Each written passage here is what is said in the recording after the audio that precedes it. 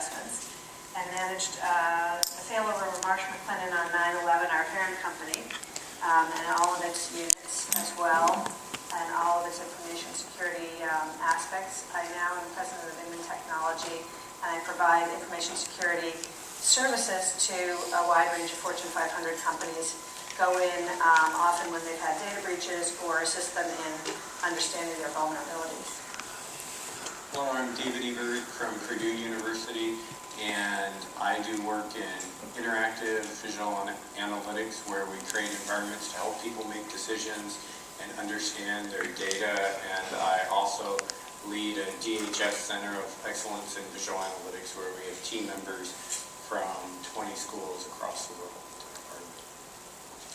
My name is Raj Peda. I work for Barclaycard I'm the Global Head of Information Risk Management, and I also cover the cybersecurity for Barclays Bank, Delaware. So we have different aspects of Barclaycard and Barclays in the U.S.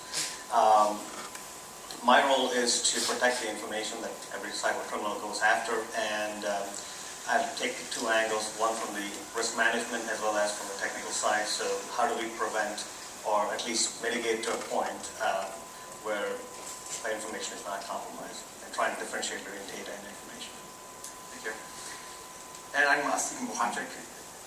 I'm a professor here at University of Delaware, and also have a startup that works in cloud computing and helping enterprises, including financial enterprises, move and advance their security and computing infrastructure.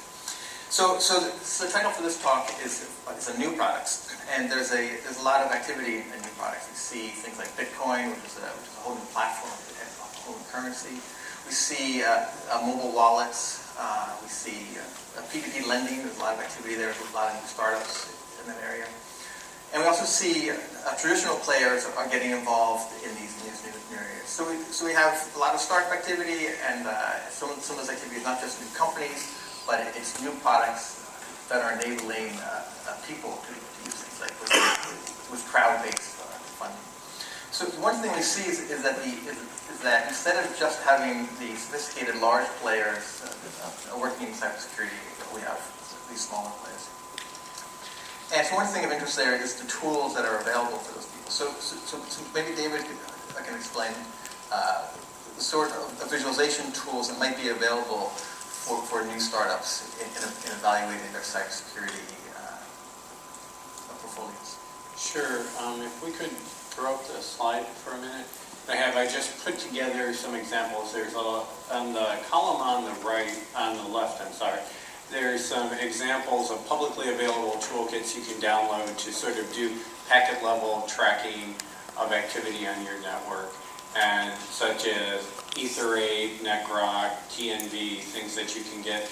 And there's a lot of tools out there when you do install your firewalls that you can look and trace through packets at a very low level. A lot of people, though, are really interested in how do we get things at a higher level? How can we really understand activities within our network, handle both the insider and the outsider threats? And that's where there aren't as many complete tools, but there's a lot of packages and activities going on at a lot of universities. An example in the middle, the semantic prism work that I see I covered at Prism, basically was a system that was created to try to look at a global network, try to understand movement of bad activity across the network, look at things in a geotemporal realm as well as the IP space, and allow you to have different views to try to understand this. There's also, when we were talking, the keynote speaker talked this morning about intelligence analysts, there's been work even done in terms of how do you allow your network of analysts that are looking at this to communicate together, and some of the work shown at the bottom there from Virginia Tech works on how do we link together analysts on large-scale displays. And it then comes to the point of what are you really trying to do? Do you want something that's a proactive tool used by your cyber experts? Do you want something that is sort of a ambient display to give you an idea of where things are going on that where humans may pick up the problems more quickly than what the automated tools can do? And the Sprig Range design was created as a way to actually have sort of an ambient display in the background to allow you to see things. Where you're trying to get at what are the activities that are going on in the network. Maybe it's not a cyber attack, but can you get better fraud detection?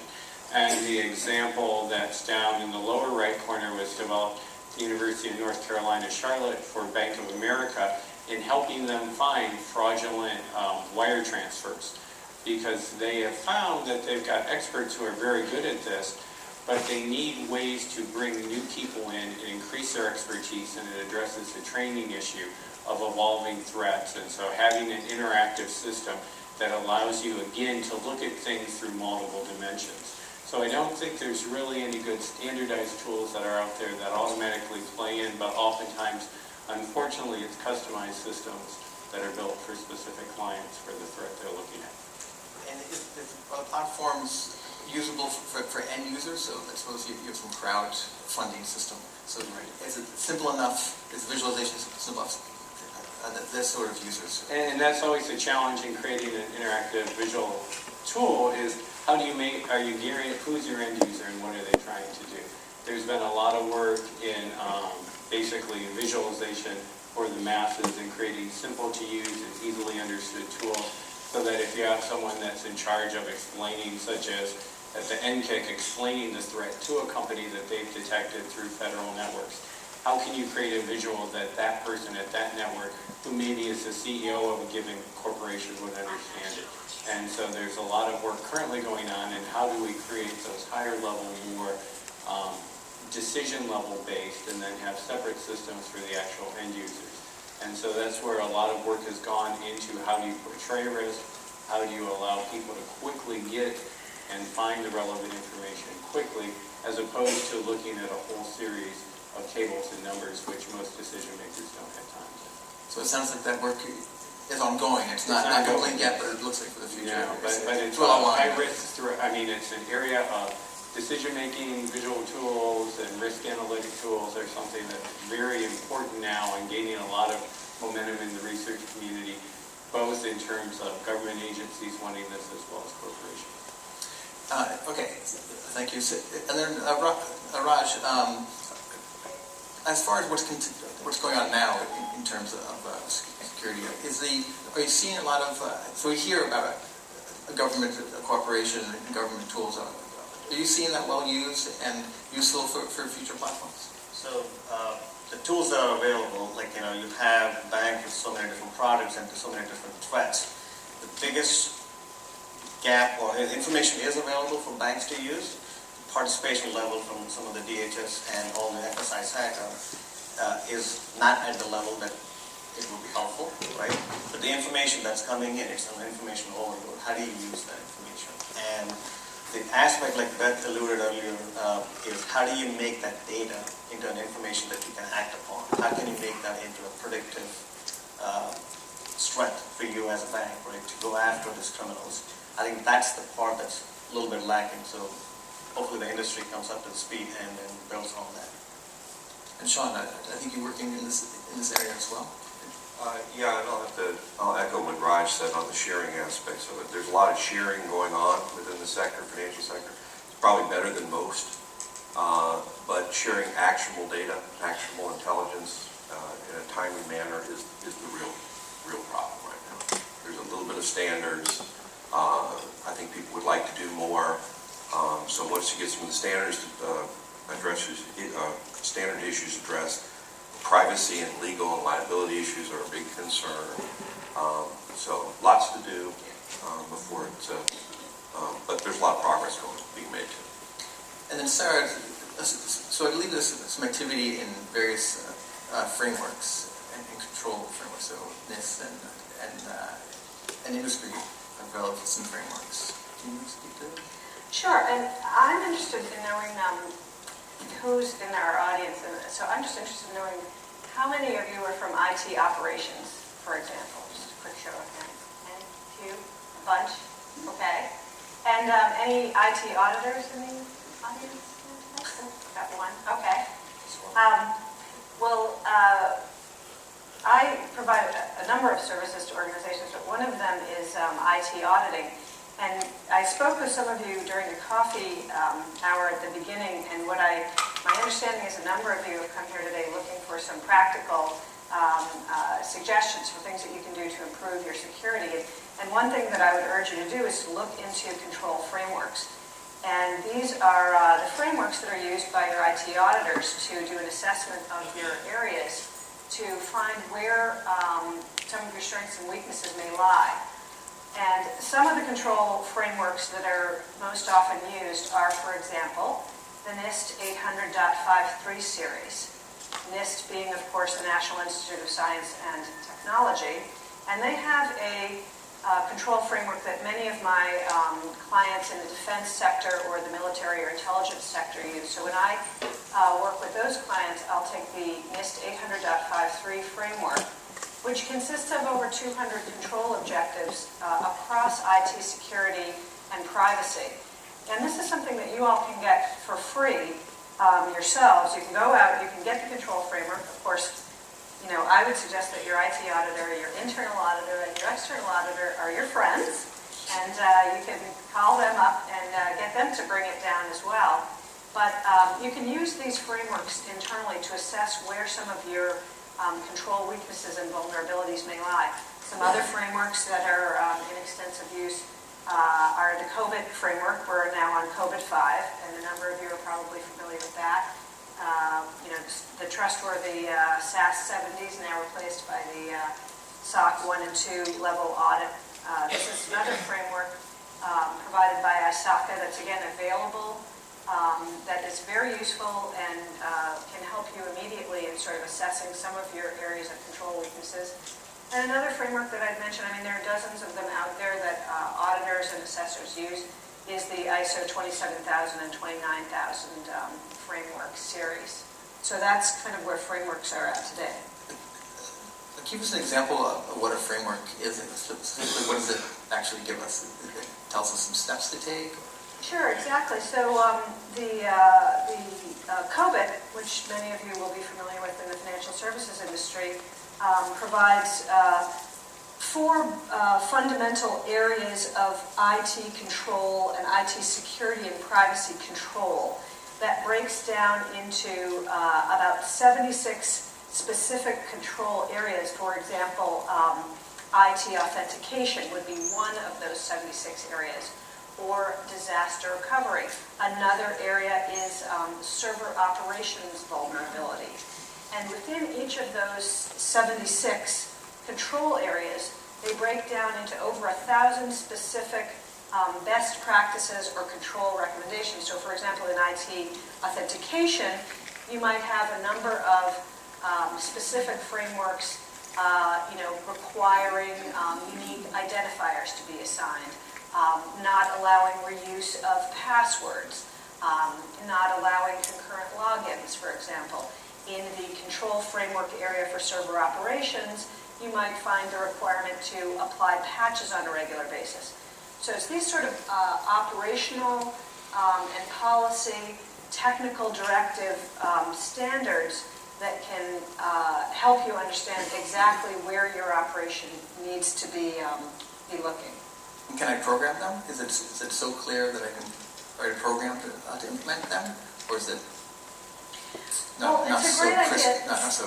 Some of them lend themselves to be programming, and there's a lot of money to be made, I think, by somebody who thinks of it. It's sort of like when you take your car into to be inspected, and nowadays they've got the automated computer, that they hook up right to your Mercedes or whatever, and somebody who creates the automated inspection, financial services, or other industry control framework assessment tool is going to make a lot of money. But I would suggest that established institutions, financial institutions, have a tremendous advantage with respect to, say, startups or new financial instruments or institutions, because established institutions have been audited by these, in accordance with these frameworks and standards for years, and whether they have an automated tool to do it or not, they've been meeting these standards, and I think that it's a very interesting aspect that established financial institutions might exploit better in pointing out the strength of the control structures that they have in place. And if they happen to have somebody who invented a tool or created one, or an enterprising educational institution that's fostered some research into developing it, I think they would be even further ahead. Yeah, I'll echo a little bit what Sarah says. The frameworks are great for helping you kind of get your capabilities lined up. What are the capabilities you should have? Controls are fine. They give checklists and things like that. The ability to automate these things is extremely difficult. The larger institutions are actually bombarded with multiple frameworks depending on what regulators come in at what times to look at their systems. Same thing goes with third-party vendors. I mean, not only do the institutions audit their vendors in different ways, their vendors audit the institutions in different ways. It's a really difficult problem. And so some of the larger, I have to work with a group of CISOs, CISOs, however you want to call them, from most of the larger financial institutions, the exchanges, regional banks, clearinghouses, and that sort of thing. They're really struggling with how to map all these different frameworks together internally and manage them.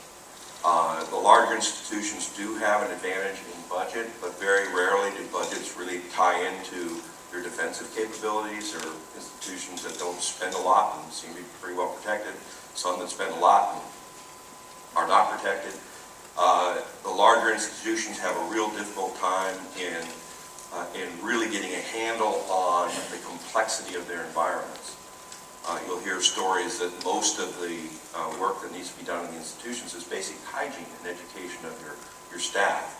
The budget should really be shifted more towards protecting yourself from social engineering and just stupid human error than on systems. I mean, systems are important. You got to have them. The perimeter defenses, you got to have them. But a lot of these guys are shifting budgets around in some very unique ways. More behavioral modeling, behavioral engineering, social engineering type defenses.